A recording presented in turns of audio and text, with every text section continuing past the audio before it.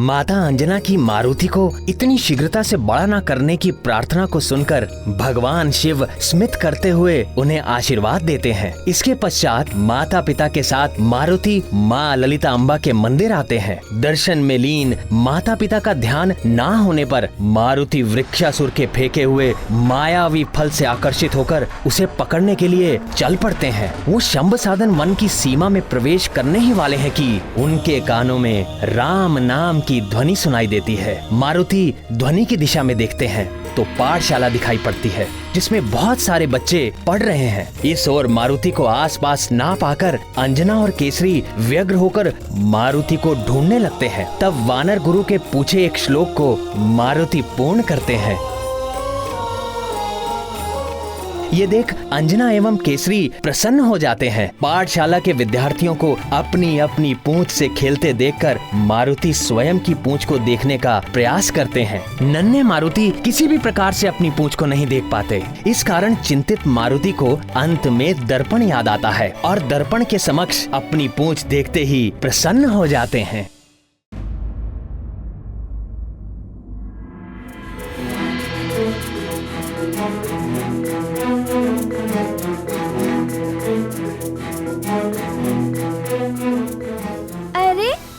पूंछ तो मुझसे ही जुड़ी हुई है। अब तक जो मैं देख नहीं पा रहा था, मेरी पूंछ मुझसे जुड़ी हुई थी।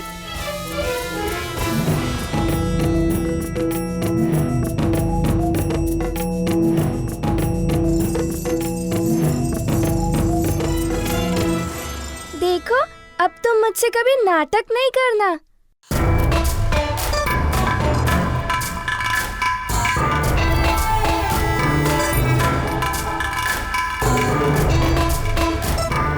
मिल गई मुझे, मेरी पूंछ मिल गई, मुझे मेरी पूंछ मिल गई, मिल गई।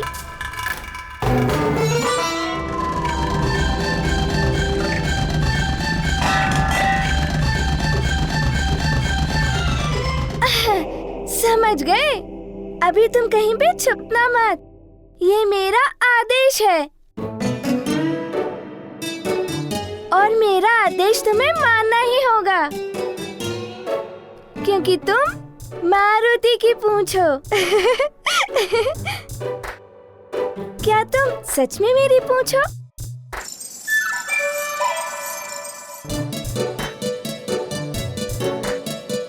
अरे, तुम तो सुन भी रही हो और समझ भी रही हो।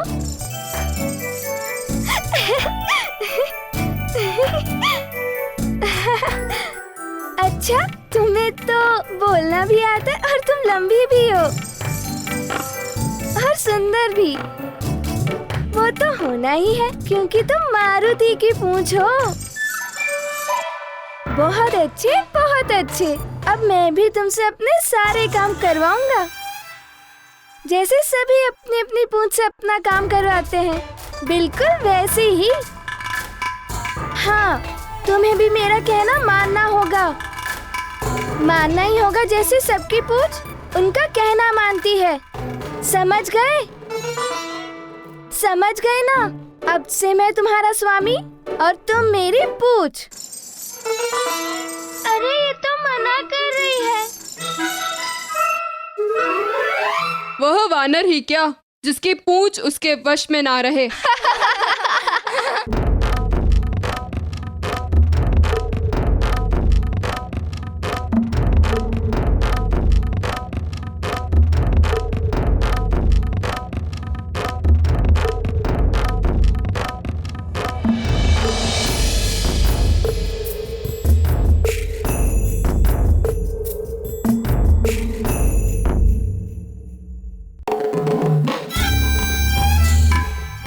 अब इससे कार्य करवाता हूँ।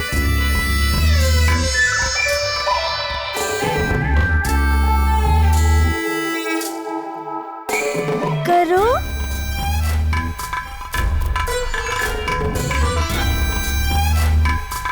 अरे शीघ्र ही। अरे, मैं कोई ठिठोली नहीं कर रहा हूँ। चलो अभी आवरण को ठीक करो। चलो, तुम अपने स्वामी का कहना नहीं मानती? क्यों नहीं मानती?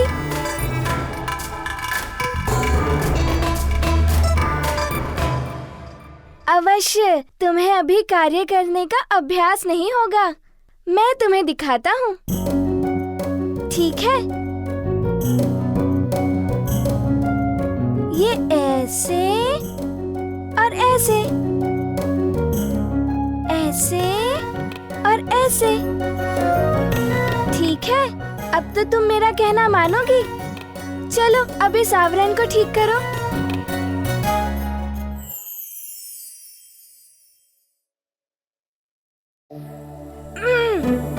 मैंने अभी तो तुम्हें अभ्यास करवाया, तो तुम मेरा कहना क्यों नहीं मानती?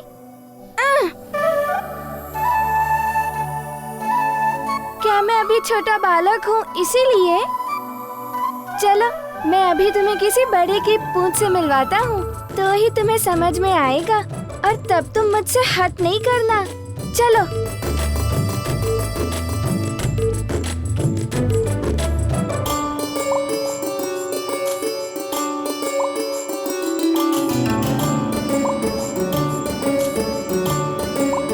अरे वाह, इसकी पूंछ तो कितना काम करती है, पर मेरी पूंछ तो मुझसे हट करती है। तुम कहाँ गई? सुनो तो। मेरी पूंछ और मेरे साथ ही ऐसा, ये ठीक नहीं है। कुछ तो करना पड़ेगा, नहीं तो मैं सबसे पीछे रह जाऊंगा।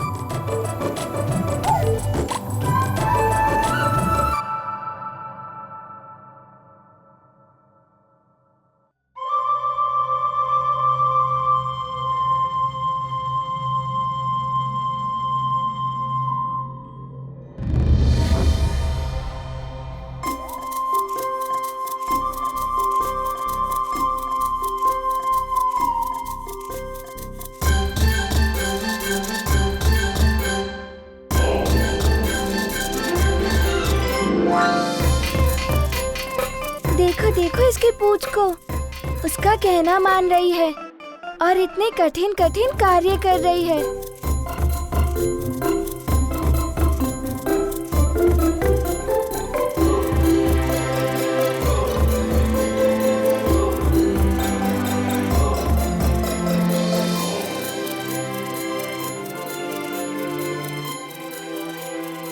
तुमने देखा ना उन्होंने क्या किया? बिल्कुल वैसे ही करना।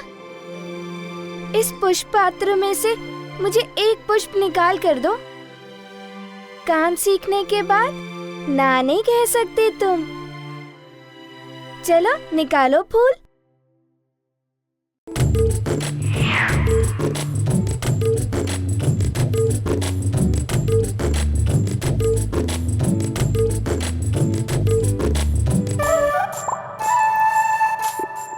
शीघ्र करो। अरे मैंने तो एक पुष्प उठाने को कहा था, पूरा पुष्प पात्र उठाने को नहीं कहा था। छोड़ो, छोड़ो ना। अरे कहीं गिर गया तो टूट जाएगा। छोड़ो उसे। अरे छोड़ो इसे। छोड़ो, छोड़ो।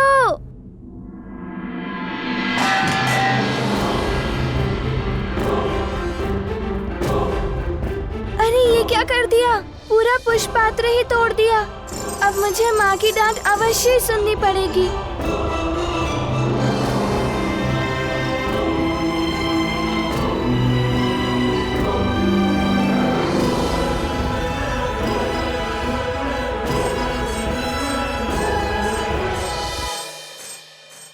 माँ, अब क्या करूं?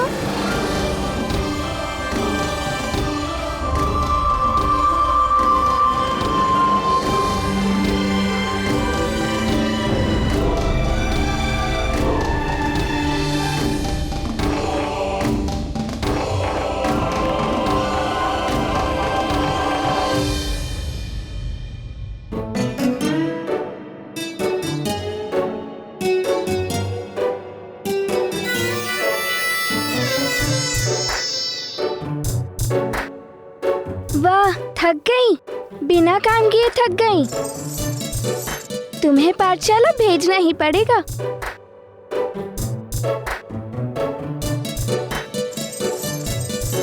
ये कोई हंसी का समय नहीं है। अरे रे, कहाँ जा रहे हो केसरी नंदन? ये दूध कौन पिएगा?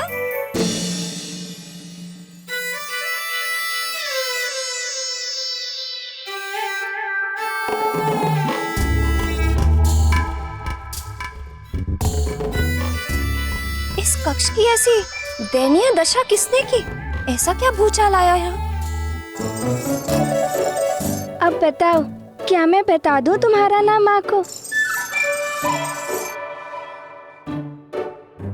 माँ, ये मारुति ने किया है। मारुति ने किया? पर क्यों? माँ, आपके पुत्र को उसकी पूंछ मिल गई, इसीलिए वो आज बहुत प्रसन्न है। और उसकी प्रसन्नता देखकर आप भी प्रसन्न होंगी ना माँ? नहीं,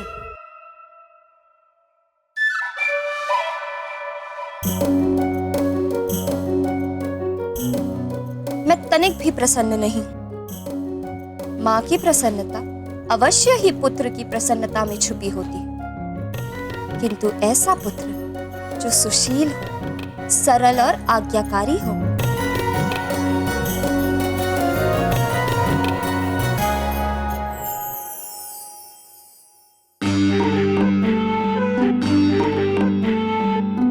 किंतु माँ, मैं तो आपका पुत्र हूँ ना। देखो देखो, क्या मैं सुशील, सरल और ज्ञानी नहीं हूँ? क्या देखो? यदि तुम सुशील, सरल और ज्ञानी होते तो इस कक्ष की ऐसी दशा निश्चित ही नहीं बनाते।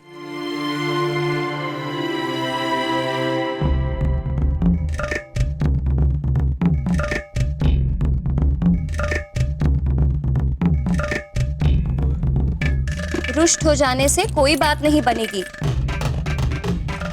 अब जब तुम इस कक्ष को पुनः व्यवस्थित करोगे, तब तुम्हारी माँ अपने प्यारे पुत्र से बात करेगी।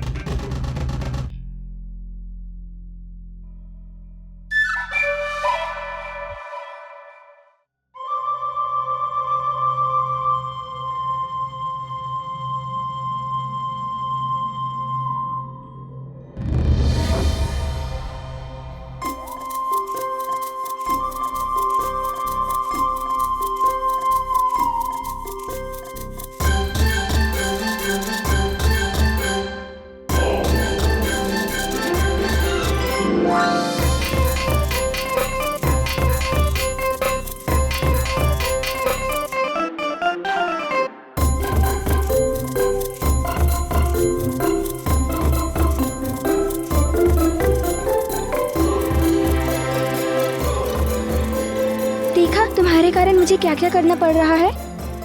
और माँ कभी रुष्ट नहीं होती थी मुझसे, और देखो आज तुम्हारे कारण वो मुझसे रुष्ट हैं।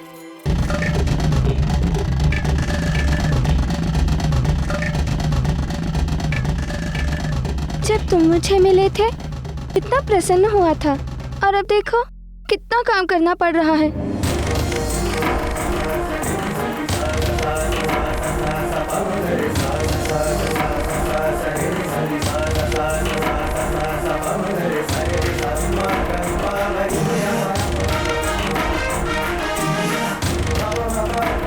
माँ, अब तो आप मुझसे रुष्ट नहीं हो ना? देखो, पूरा कक्ष व्यवस्थित हो गया।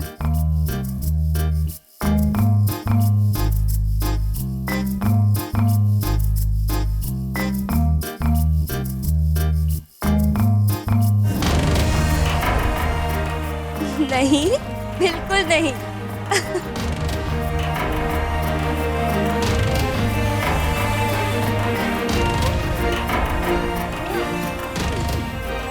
चलो, अब जल्दी से दूध पी लो। पता है ना, दूध पीने से मारुति बहुत शक्तिशाली हो जाएगा। अपने पिताश्री के समान धैर्यवान और बलवान बन जाएगा। सचमुच माँ? हाँ, लेकिन दूध पीने के बाद। माँ, पहले आप मेरे प्रश्न का उत्तर दीजिए, फिर ही मैं दूध पीऊंगा। पहले दूध, उसके बाद आप जो भी प्रश्न पूछोगे मैं अवश्य उसका उत्तर दूंगी। नहीं, पहले प्रश्न। नहीं मारुति, पहले दूध। पता है, जो अच्छे बालक होते हैं ना, वो सदा अपनी माँ की बात सुनते हैं। और आप तो सबसे अच्छे बालक हो, है ना?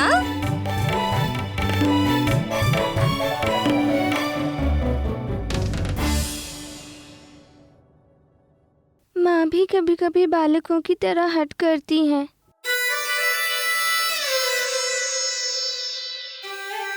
अरे रे, पूरा पियो।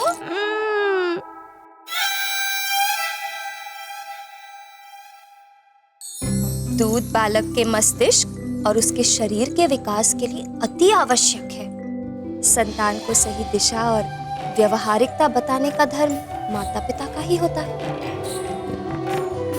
जैसे किसी कोमल लता को सहारा देकर उसे दिशा देते हैं और वह आगे बढ़कर फलती फूलती है। समझ रहे हो ना?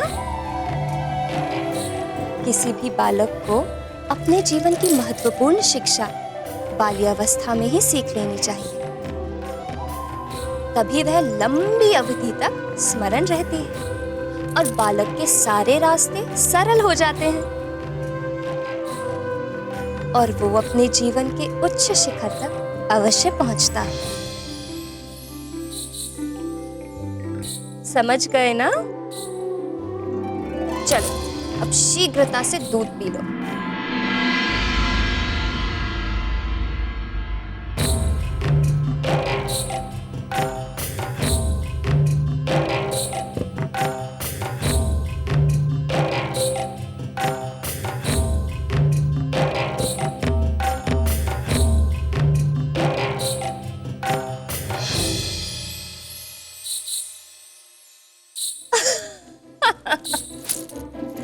देखो कैसी मूंछ बन गई है तुम्हारे होठों पर।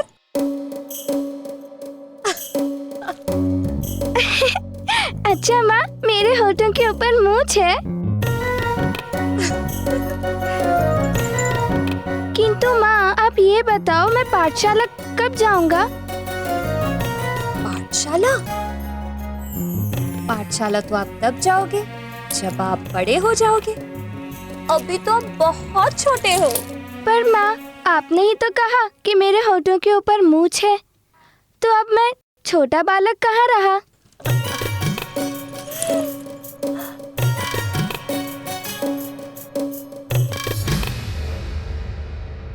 नटखटपन में तो नन्हे मारुति हमारे प्रभु से किसी भी प्रकार से कम नहीं थे।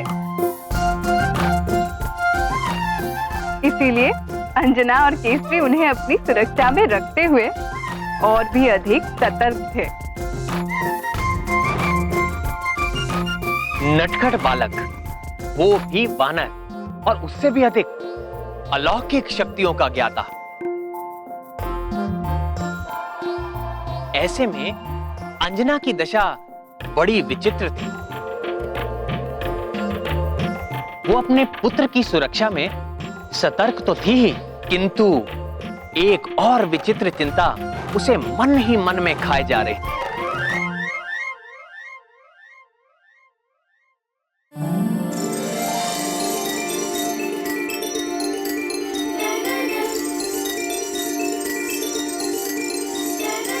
पाठशाला गए बिना ये ना समझ कुछ सीखेगी कैसे? इसे तो पाठशाला भेजना ही पड़ेगा।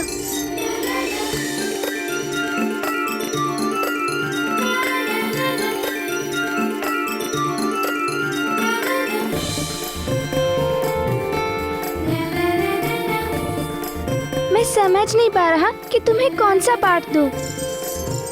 किंतु तुम तो दिखती बड़ी हो, पर तुम्हारी बुद्धि बिल्कुल बालक जैसी है। पूंछ की समस्या का समाधान ढूंढने मारुति पाठशाला चले गए।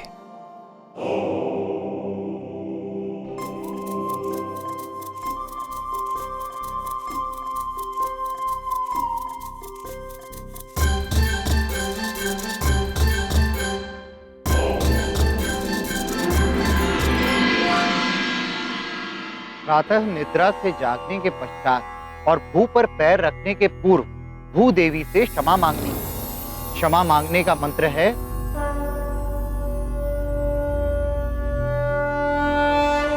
समुद्र वसने देवी पर्वत स्थन मंडिते, समुद्र वसने देवी पर्वत स्थन मंडिते, विष्णु पत्नी नमस्तुभ्यं पाद स्पर्शे क्षमस्व मे, विष्णु पत्नी नमस्तुभ्यं पादं स्पर्शं क्षमस्व मे, समुद्र वसने देवी पर्वत स्थन मंडिते, समुद्र वसने देवी पर्वत स्थन मंडिते, विष्णु पत्नी नमस्तुभ्यं पाद स्पर्शे क्षमस्व मे, विष्णु पत्नी नमस्तुभ्यं पाद स्पर्शं क्षमस्व मे।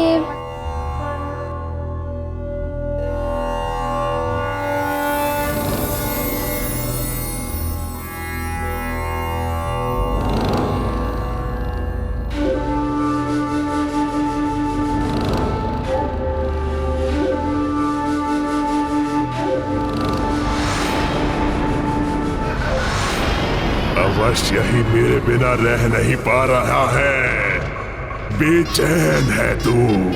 अब मेरे मुंह में आकर ही चैन मिलेगा तुझे।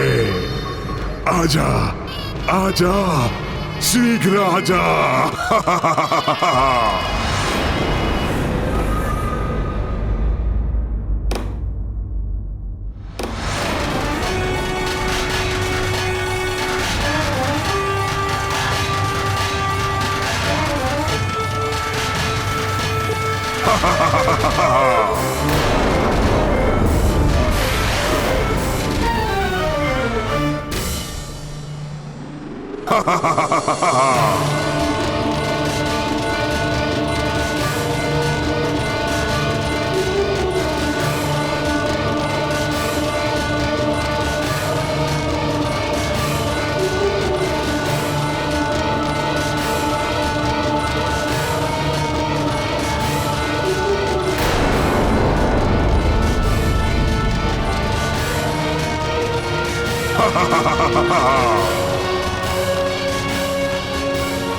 बचाओ बचाओ,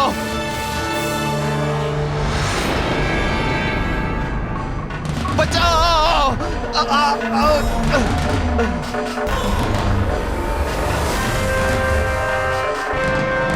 बचाओ। केसरी पुत्र, तेरी भी यही दशा होने वाली है।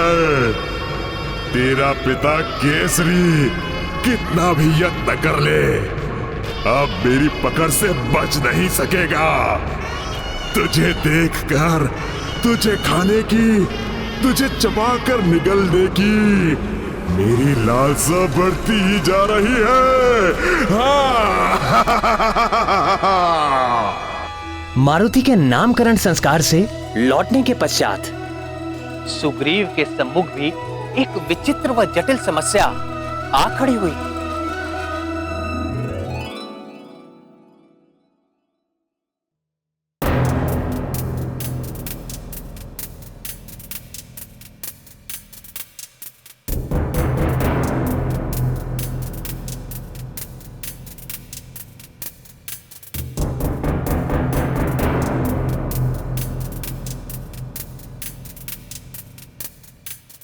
चलो भैया, आज पुनः गदा अभ्यास हो जाए।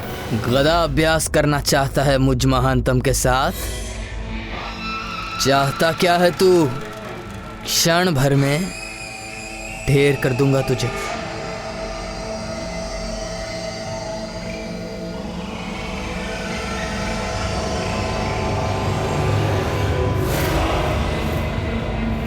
अभी गदा अभ्यास का आभास कराता हूं।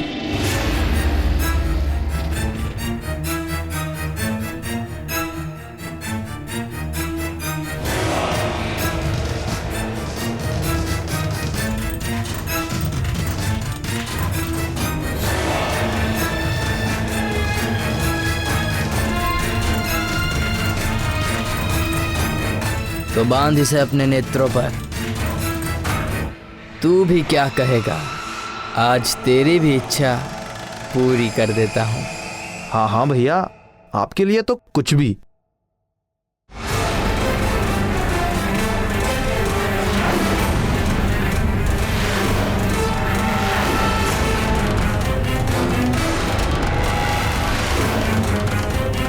तैयार हो, किंतु सावधानी अवश्य रखना।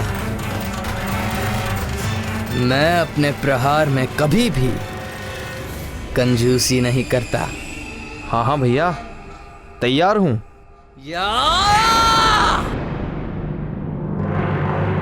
पर भैया, आज तो मैं ही जीतूंगा। क्यों?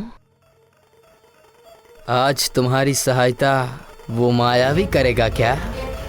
वो मायावी मरकट जिसके दूध के दांत अभी टूटे नहीं, वो तुम्हारी सहायता करेगा। भैया, ये गदा प्रतियोगिता तो आपके और मेरे बीच में है। इसमें मारुति को बीच में लाने की क्या आवश्यकता है?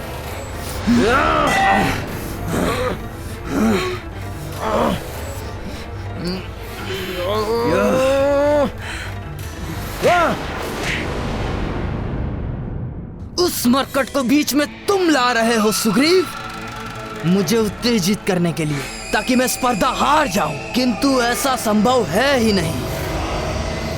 कोई है ही नहीं जो मुझ महानतम वाली को हरा सके, और ना ही कोई होगा। स्मरण रखना, मरकट के आने के बाद तुम बदल गए हो सुग्रीव। आज से पहले तुमने मेरा कहना कभी नहीं टाला था, मुझ पर कभी अविश्वास नहीं किया था, पर आज पहले जैसी बात नहीं रही। मैं बदला नहीं हूं भैया। मैंने सत्य का साथ कभी नहीं छोड़ा, और आज भी नहीं। उस मासूम बालक से बैर आपको शोभा नहीं देता भैया। वो तो केवल एक बालक है। मासूम बालक है, यही कहा है ना तुमने? हाँ।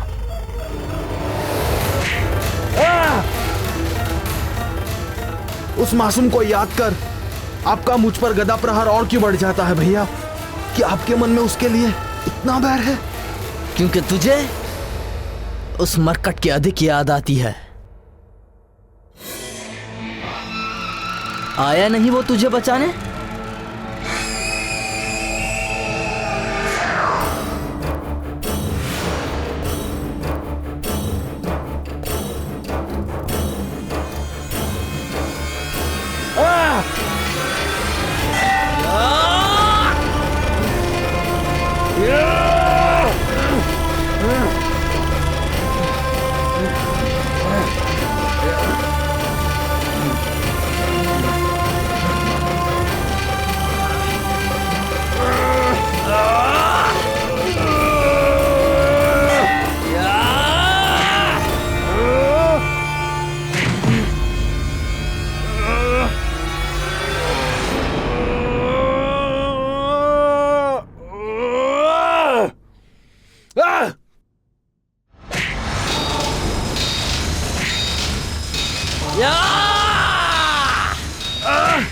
भैया, भैया रुक जाइए भैया।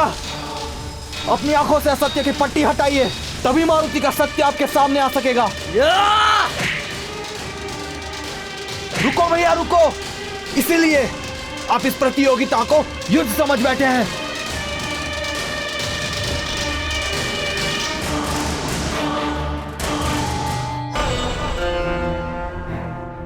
ये मैंने क्या कर दिया? उठो सुग्रीव, उठो सुग्रीव, उठो सुग्रीव। मैं तुम्हें मारना नहीं चाहता था, किंतु मुझ पर संदेह कर करके तुम मुझे बार बार क्रोध दिला रहे हो।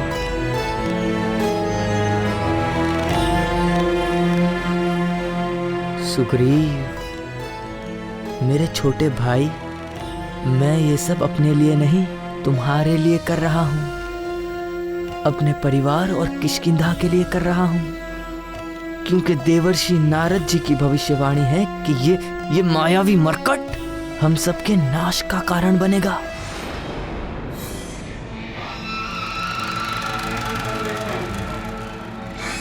आपकी बातें सुनता हूं तो भैया बिल्कुल भी असत्य प्रतीत नहीं होती, किंतु जब बालक मारुति को देखता हूं तो मुझे वो मायावी नहीं लगता। मुझे नहीं लगता कि वो हमारे नाश का कारण बनेगा।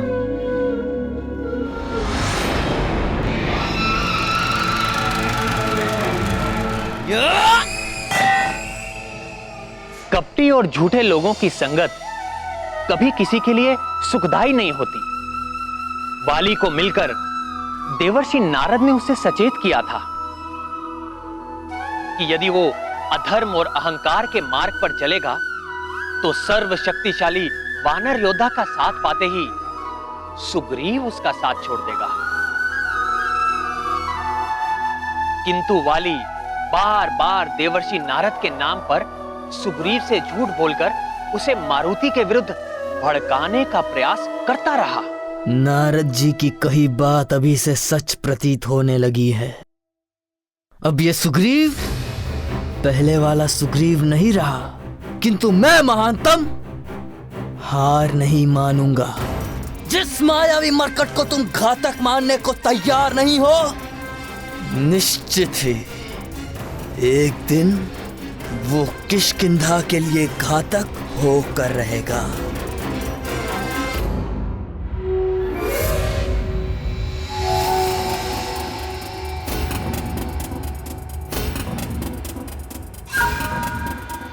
मैं वर्तमान में जीता हूं भैया, भविष्य किसने देखा। हम वर्तमान में जो बीज बोते हैं, भविष्य में हमें उसी की फसल काटनी पड़ती है। और जिस बालक को आप मायावी मानते हैं, वो मेरी दृष्टि में एक अद्भुत, पराक्रमी और अभोर बालक है। एक क्षण रुकिए भैया, मैं आपके मार्ग में कभी नहीं आऊंगा, किंतु यदि आप मारुति को नुकसान पहुंचाने का तनिक भी प्रयास करेंगे तो मैं सुग्रीव सदा उसकी ढाल बनकर सामने मिलूंगा।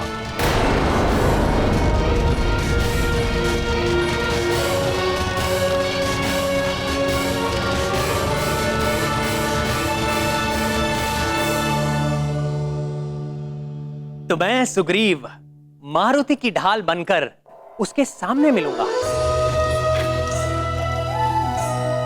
मारुति की संगति का प्रभाव सुग्रीव पर अभी से प्रकट होने लगा था।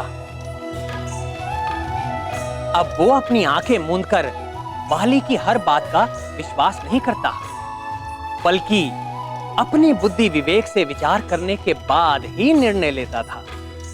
और पुनः मारुति के साथ क्या हुआ?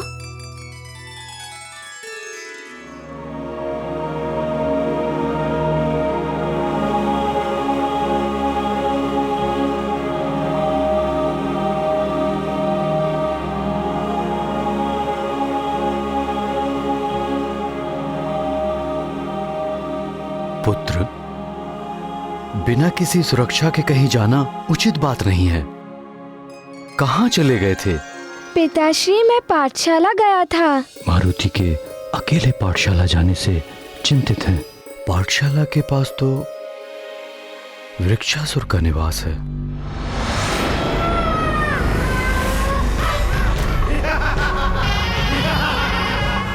क्या हुआ पिताश्री? कुछ नहीं पुत्र, पाठशाला गए थे। पाठशाला अच्छी लगी आपको? हाँ पिताश्री। ठीक है, आप चिंता ना करें, कल से पाठशाला यही महल के प्रांगण में आ जाएगी।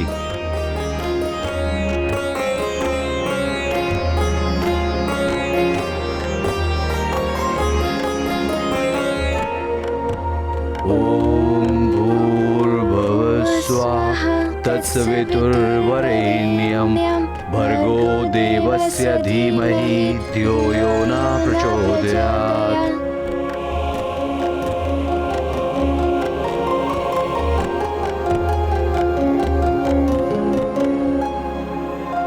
अब सोने का समय हो गया है पुत्र।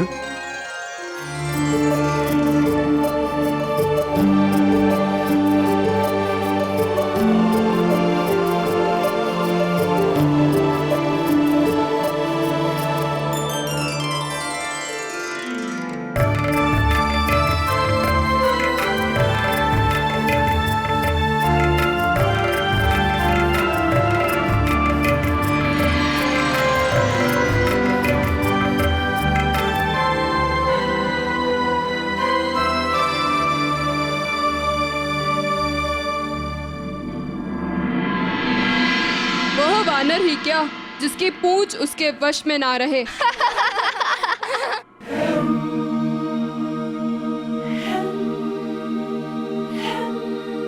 कैसे किसी को बताऊं कि मेरी पूंछ मेरा कहना नहीं मानती। उसे कहता कुछ हूँ और वो करती कुछ है। किसी को भी कैसे बताऊं? सभी मुझ पर हंसेंगे। जब माँ को पता चलेगा तो उन्हें भी बहुत दुख होगा। समझ में नहीं आ रहा कि मैं क्या करूं।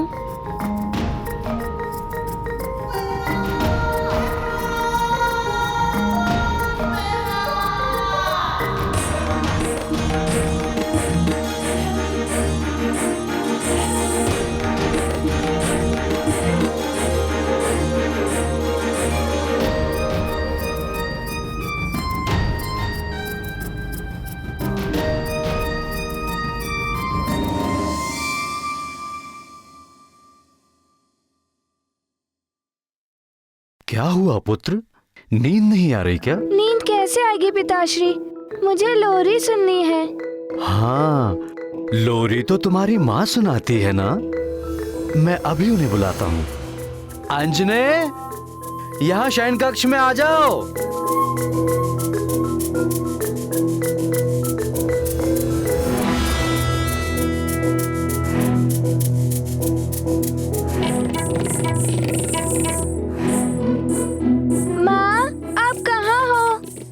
शयन कक्ष में आइए। लगता है तुम्हारी माँ सुन नहीं रही है। चलो ढूंढ के आते हैं।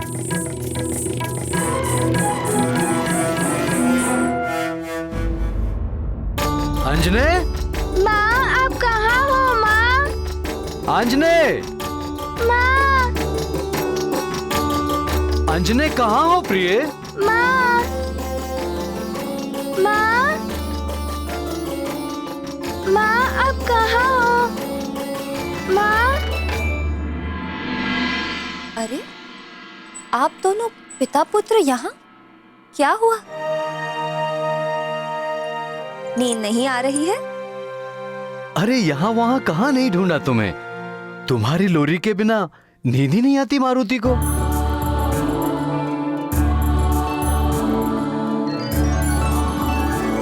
दो क्षण भी मेरे बिना नहीं रह पाए। अच्छा मान, यदि किसी कारणवश लंबी अवधि के लिए मैं तुम सबसे दूर चली गई, तब क्या करोगे? या यदि मुझे कुछ हो ही जाए, तब क्या करोगे?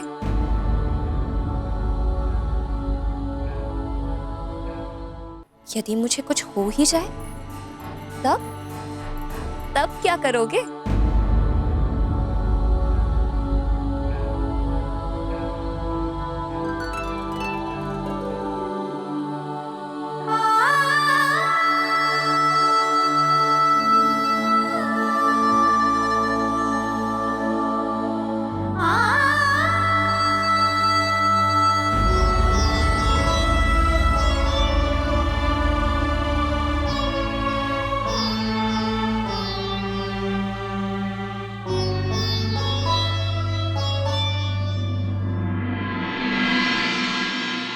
ऐसे हो ही नहीं सकता माँ। यदि ऐसा हुआ तो मैं आपको ढूंढकर यहाँ वापस लौटा लाऊंगा।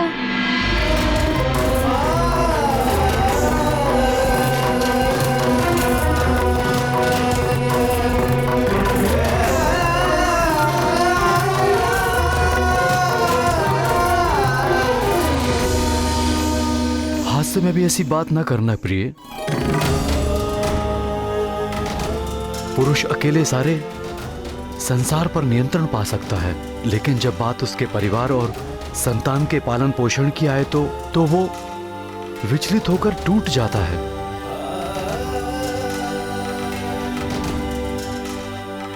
स्वामी, मेरी मंशा आपको कष्ट पहुंचाने की बिल्कुल नहीं थी। मुझे क्षमा करें। हम दोनों का जीवन मारुति के लिए प्रिय है, ये बात सदैव स्मरण रखना।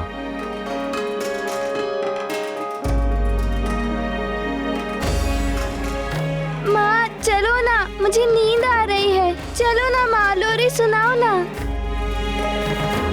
चलो ना।